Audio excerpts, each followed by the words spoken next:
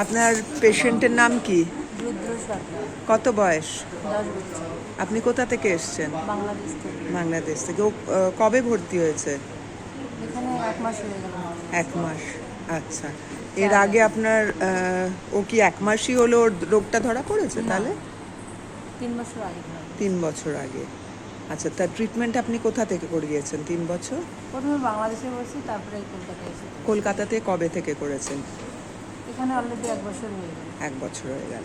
তা আপনি তো গভর্নমেন্ট হসপিটালে করছেন, তো এখানে তো খরচ খরচা সবটাই ফ্রি, তো পুরোটাই আপনাদের ফ্রিতেই তো ট্রিটমেন্ট হচ্ছে?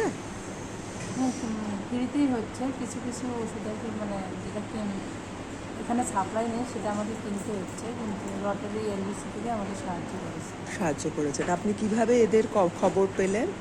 রটারি থেকে এখানে আসে দিদি, মানে আসে আর কি, খোঁজ খবর নিয়ে যায়। তারপরে হচ্ছে মানে ওপিডি আসে, ওপিডিতে বসে, ওখানে ওর বাবা যোগাযোগ করে জানতে পারছে। ঠিক আছে, আমি আপনার সন্তানের তাড়াতাড়ি সুস্থ কামনা করি, ও তাড়াতাড়ি সুস্থ হয়ে বাড়ি ফিরে যায়। ভালো ঠিক থাকবেন। আছে।